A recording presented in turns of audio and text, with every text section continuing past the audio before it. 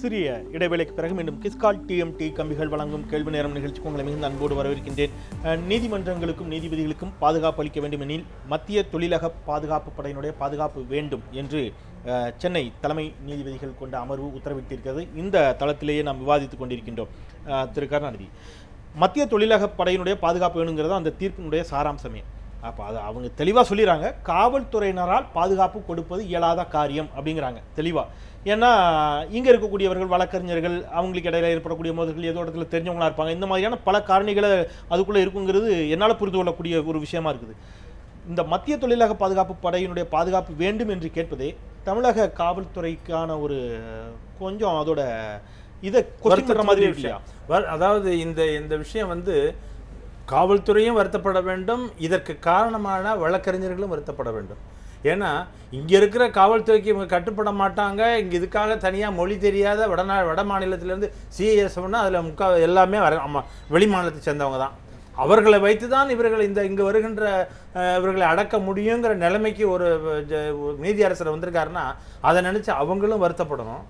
நாங்கள் இப்போ காவல்துறையும் என்ன வருத்தப்படணும்னா, இது அதை எங்களை நம்பாமல் அதாவது சிஐஎஸ்எஃப் கொண்டாங்கன்னு சொல்லி நாங்கள் எங்களுக்கு வருத்தமாக தான் இருக்குது. இதற்கு காரணம் என்னன்னு கேட்டிங்கன்னா, உறவு எங்களுக்கும் இந்த காவல்துறைக்கும் வழக்கறிஞருக்கும் உள்ள உறவு ஸ்ட்ரெயின்டாக இருக்குங்கிறது வாஸ்தவம் தான்.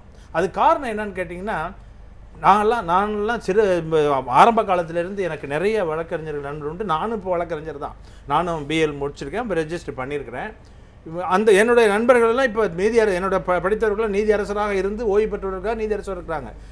அவ்வளோ நோபல் ப்ரொஃபஷன் அது. என்னட்டு நண்பராக பழகுவார்கள், என்னை கூண்டில் ஏற்றி கணப்படான்னு கேள்வி கேட்பாங்க, கொஞ்சம் கூட தயவுதாட்சி நம்ம கேள்வி கேட்பாங்க. வெளியில் நண்பர்களாக பழகுவோம். அந்த மாதிரி இருந்த சூழ்நிலை உண்டு.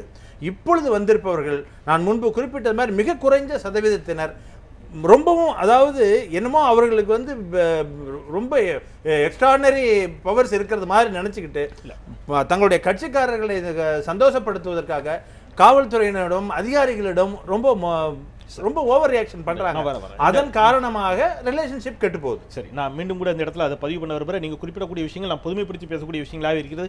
புகழேந்தி சொன்னது போல நேற்று வைத்த கோரிக்கையின் மீதான விமர்சனமாகவோ விவாதமாகவோ இந்த விவாதம் செல்லவில்லை அப்படிங்கிறத நான் மீண்டும் ஒரு முறை பதிவு செஞ்சே தொடர்கிறேன். திரு புகழேந்தி, அந்த மத்திய தொழிலக பாதுகாப்பு படையினுடைய பாதுகாப்பு அப்படிங்கிறத நீங்கள் எப்படி பார்க்குறீங்க? காவல்துறை, அவர் சொன்ன மாதிரி காவல்துறையினுடைய கட்டுப்பாட்டிற்குள் வழக்கறிஞர்களே அந்த சட்டத்தை மதித்து காவல்துறைக்கு கட்டுப்பட மறுத்தால் சட்டம் ஒழுங்கு எப்படி சரியா இருக்கும்? இல்ல, எல்லா இடங்கள்லயும் அப்படி நடக்குதுன்னு சொல்ல முடியாது. ஏதோ நீதிமன்றங்களே அப்படி நடக்குது.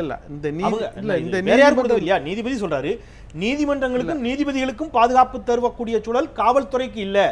ஏன்னா இவங்க அதை ஓவர்லுக் பண்றாங்க, மீறுகிறார்கள், காவல்துறைக்கு அடங்க மறுக்கிறார்கள். அப்படிங்கிற பட்சத்துல யாரோ மொழி தெரியாதவர்கள், அவர் சொன்ன மாதிரி எங்கேயோ வடமாநிலத்தில் இருக்கக்கூடிய மத்திய தொழிலக பாதுகாப்பு படையை சேர்ந்தவர்களை கொண்டு வந்துதான் உங்களை கட்டுப்படுத்தணும் அப்படின்னு சொன்னா சட்டத்திற்கு நீங்கள் கட்டுப்பட மாட்டீங்களா அப்படிங்கறதா? இல்ல, சட்டத்துக்கு வழக்கறிஞர்கள் கட்டுப்பட தயாரா தான் இருக்காங்க. பட் கட்டுப்பட்டு தான் நடந்தது. காவல்துறை சட்டப்படி இயங்கினால் பரவாயில்ல, சட்டத்தை மீறி நடக்கும்போது தான். நீங்க 1992 இன்சிடென்ட் பாத்தீங்கன்னா, உள்ளுக்குள்ள புகுந்து நீதிமன்றத்தை அடிச்சு நொறுக்குனாங்க, நீதிபதி தாக்குனாங்க. ஆனா இன்னைக்கு உயர் நீதிமன்றம் அவர்கள் மீது எந்த ஒரு நடவடிக்கையும் இதுவரை எடுக்கல. ஆனா வழக்கறிஞர்கள் மீதான கண்டெம்ட்டை மட்டும் ரொம்ப ரொம்ப சிவியராக எடுத்துக்கிட்டு இருக்காங்க. அதுதான் நம்ம பார்க்குறது. அதாவது காவல்துறை இந்த நீதிமன்றத்தை அடித்து நொறுக்கும் போது அவர்களை பனிஷ் பண்ண முடியாத அளவுக்கு இருக்கு. ஆனால் வழக்கறிஞர்கள் மீதான கண்டெம்ட்டை மட்டும் எடுத்து பனிஷ் பண்ண நினைக்கிறது ஒரு பக்கம். நான் நினைவுபடுத்துறேன், திருச்சியில் கொஞ்ச நாட்களுக்கு முன்பு வழக்கறிஞர்களுக்கும் காவல்துறைக்கும் இதே மாதிரி பிரச்சனை வருது. கோர்ட் வாசலில் போராட்டம், தர்ணா இருக்கிறாங்க.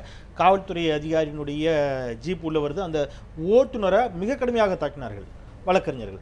அப்போ அது ஊடகத்தில் வருது, செய்தியை பார்க்குறோம், அப்படியே காட்டுறாங்க இன்னைக்கு ஊடகத்தில். அப்போ நான் என்ன கேட்குறேன், நான் எல்லாத்தையும் பொதுமைப்படுத்தலாம், திருப்பி நான் தெளிவாக இருக்கிறேன், அதில் எல்லாத்தையும் பொறுமைப்படுத்தல. இங்கே இருக்கக்கூடிய உங்களையோ சுதாராமலிங்கம் அவர்களினுடைய இதை போனது எத்தனையோ வழக்கறிஞர்கள் இருக்கிறார்கள், ஐயா நீதியரசர் போன்றவர்கள் இருக்கிறார்கள், அதுக்குள்ளே போகிறோம்ல. ஆனால் இந்த மாதிரியான வழக்கறிஞர்களை நீங்க என்ன பண்றீங்க? பார் கவுன்சிலோ அல்லது வழக்கறிஞர்கள் சங்கமோ மற்றவர்களோ நீங்க எப்படி கையாள போறீங்க அப்படிங்கிறது ஒரு கேள்வி இருக்குல்ல.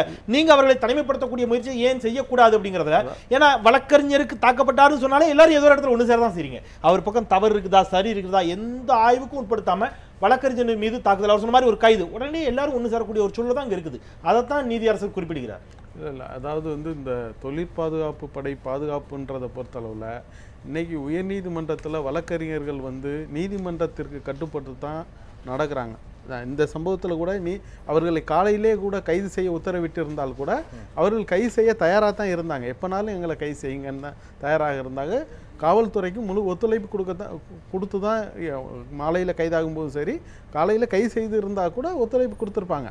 ஆனால் அதற்காக வந்து தொழிற் பாதுகாப்பு படை, இந்திய தொழிற் பாதுகாப்பு படையை கொண்டாந்து இறக்கணும், இல்லை மற்ற நீங்கள் டெல்லி மாதிரி இது வெடிகுண்டு வழக்குகளோ இல்லை அது மாதிரி நீதிமன்றத்துக்கு ஒரு மிகப்பெரிய அச்சுறுத்தல் இருக்குது அப்படின்னு நான் நினைக்கல.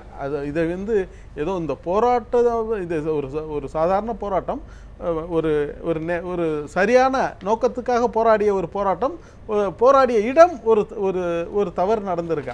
அதற்காக நீங்க வந்து எல்லை பாதுகாப்பு படையவோ இல்ல மற்ற தொழில் பாதுகாப்பு படையவோ நீதிமன்றத்துல இறக்கி அதை பாதுகாக்கணும்ன்ற சொல்றது சரியில்லைன்னு நான் நினைக்கிறேன். இலங்கை மீனவர் பிரச்சனையா இருக்கட்டும், அதுக்காக ஒரு போராட்டம். நான் என்ன கேட்குறேன்னா, எல்லாரும் தனிப்பட்ட முறையில் ஒரு அரசியல் கட்சியை சார்ந்தவர்களாகவோ அல்லது ஒரு கொள்கையை ஏற்றுக்கொண்டவர்களாகவோ இருக்கலாம், தவறில்லை.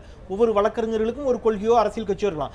நீங்கள் ஒரு வழக்கறிஞர் நம்பக்கூடிய ஒரு கொள்கைக்கான போராட்டத்தை அவர் பொது வெளியில் நடத்தலாம், அனுமதி வாங்கி காவல்துறையிட்ட. இலங்கை மீனவர்கள் பிரச்சனையா, தமிழர்கள் பிரச்சனையா, தமிழகம் இலங்கை மீனவர்கள் பிரச்சனையா, அதுக்காக நீதிமன்ற வளாகத்திற்குள் போராட்டம் இதெல்லாம் நடந்திருக்குது. நீங்க நான் செய்தியாளராக இருக்கின்ற பல விஷயங்களுக்காக வழக்கறிஞர்கள் உள்ள கோஷமிட்டபடியே நீதிமன்ற வளாகத்தை முழுவதும் சுற்றி வரக்கூடிய காட்சிகள் எல்லாம் நம்ம பார்த்திருக்கிறோம்.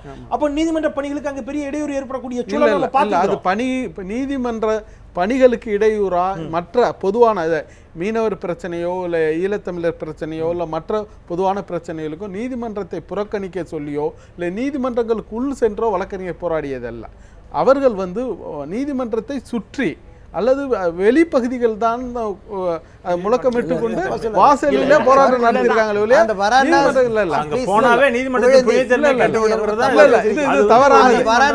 வழக்கறிஞர்களுடைய சொந்த பிரச்சனை, வழக்கறிஞர்களுக்கான பிரச்சனையில மட்டும்தான் நீதிபதிகள் நியமனம் தொடர்பான விவகாரம் நடைபெற்ற பொழுது அதுதான் சொல்றேன். அது நீதிபதி அது வந்து வழக்கறிஞர்களுடைய பிரச்சனை. நீதிபதிகள் நியமிக்கப்படவில்லை, இல்ல நீதிமன்ற நியமனத்தில் நேர்மை வேண்டும், வெளிப்படையான தன்மை வேண்டும்.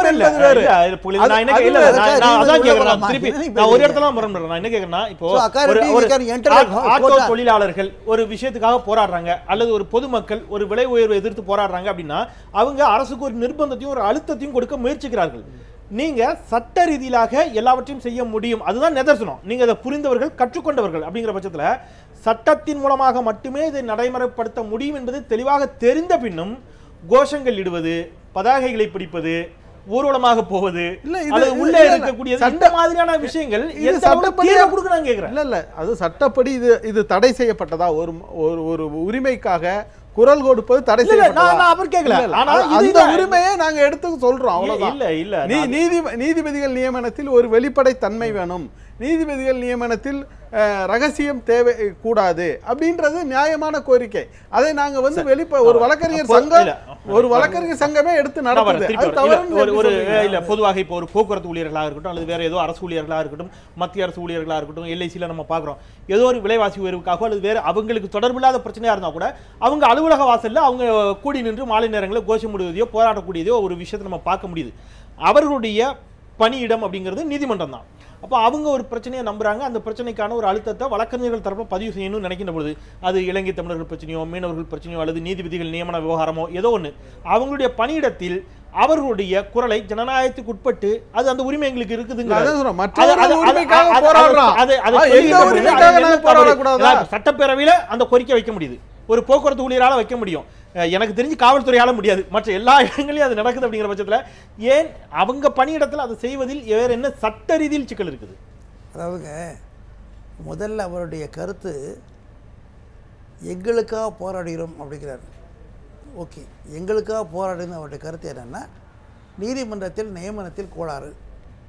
ஓகே, நீதிமன்றத்தில் நியமனத்தில் கோளாறு என்பதற்காக நீதிமன்றம் நடக்கிற இடத்திலேயோ அல்லது நீதிமன்ற வளாகத்திலே கோர்ட் நடந்திருக்கும் வராண்டரை போய் கூச்சலோடு தான் தவறுன்னு நான் சொல்கிறேன். நீங்கள் பார் அசோசியேஷன் இருக்குது, அட்வொகேட் அசோசியேஷன் இருக்குது, அங்கே பேசுங்க. அல்லது வெளிப்பட்ட இப்போது முன்னால என்ன பண்ணுவாங்கன்னா அந்த அசோசியேஷன் முன்னால் பெரிய இடம் இருக்குது. இந்த கேன்டீன் முன்னால் உட்காந்துட்டு நானும் கூட பங்கேற்றிருக்கேன், ஹிந்தி போராட்டத்தில் பங்கேற்றிருக்கேன். அந்த காலத்து கூட எந்த விதமான, அதாவது நீதிமன்றத்திற்கோ அங்கே நடக்கிற தொழிலுக்கோ சம்மந்தம் இல்லாமல் நீங்கள் எல்லோரும் வெளியே வந்துட்டீங்க, சத்தம் கொடுக்க வேணாங்களே. அதாவது இவர் சொரப்பு எப்படி இருக்குன்னா, தங்களுக்கு உரிமை இருக்குது என்பதற்காக கோர்ட்டுக்குள்ளே கொண்டு போய் நான் குடியேற்ற முடியும் அப்படின்னு சொல்லி எந்த உரிமை இருக்குது? ஓ, அரசியல் சாசனத்திலேயே பேச்சு உரிமை கொடுக்கப்பட்டிருக்கிறது. பேச்சுரிமைக்கு வரையறை இருக்கின்றது. பேச்சுரிமை மீறும் போது தண்டிக்கலாம்னு அரசியல் சாசனத்திலே இடம் இருக்கிறது.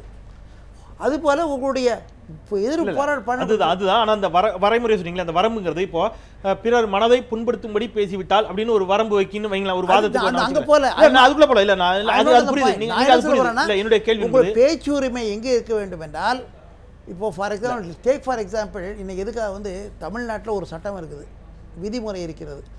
போராட்டங்கள் என்பது நீங்கள் எல்லா இடத்தையும் வச்சுக்கிடாதீங்க, ஸ்டேட் கெஸ்ட் ஹவுஸ் போனாலும் இடம் போட்டு வச்சுடுங்க. சரி, to maintain law and order. And to maintain law order principle can be applicable to everywhere. இல்லை, அதுதான் சொல்கிறேன் நான். அதெல்லாம் அது ரொம்ப கவனமாக சில உதாரணங்களை நான் குறிப்பிட்டேன். ஒரு இடைவெளிக்கு பிறகு வரேன். நீங்கள் ஒவ்வொரு பணியிடத்தில் இருக்கக்கூடியவர்களும் தனியாக போய் போராட முடியாது. அவர்களுடைய பணியிடங்களில் வாசல்ல, அவங்க அலுவலக வாசல்ல கொடியை பிடித்து போராடக்கூடிய ஒரு சூழலை நம்ம பார்க்கத்தான் செய்கிறோம். ஆனால் எனக்கு தெரிஞ்சு அவங்க கொடி பிடித்ததாக கூட எனக்கு நினைவில்லை. ஆனால் அவங்க ஒரு கோஷம் எழுப்புகிறார்கள். அவர்களுடைய உரிமைகளுக்கான குரல்களை, அவர்கள் நம்பக்கூடிய ஒரு கொள்கைகளை அவர்கள் முழக்கமிடுவதில் சட்ட ரீதியாக என்ன தடை இருக்கிறது அப்படிங்கிறத நான் கேட்டேன். ஒரு இடைவேளைக்கு பிறகு நம்ம அந்த இடத்துல இருந்தே தொடரலாம். ஒரு சிறிய இடைவேளைக்கு பிறகு சட்டத்தை காக்கக்கூடியவர்கள், மிக குறிப்பாக இந்த தீர்ப்பில் நீதிபதிகள் சுட்டிக்காட்டியிருக்கக்கூடிய சில விஷயங்களை சொல்லி நான் இடைவேளைக்கு போகிறேன். சென்னை மற்றும் மதுரை உயர் நீதிமன்றங்களில் வழக்கு விசாரணை செய்கின்ற பொழுது தாங்கள் பாதுகாப்பாகத்தான் இருக்கிறோம் என்று நீதிபதிகள் உணரும் வகையில் பாதுகாப்பு பலப்படுத்தப்பட வேண்டும் என்று குறிப்பிட்டிருப்பதாக செய்தி வந்திருக்கிறது. நீதிபதிகள் பாதுகாப்பாகத்தான் இருக்கிறோம் என்பதை உணரக்கூடிய அளவிற்கு பாதுகாப்பின்மையான ஒரு சூழல் ஏற்பட்டிருக்கிறதா? ஒரு சிறிய இடைவேளைக்கு பிறகு தொடரலாம்.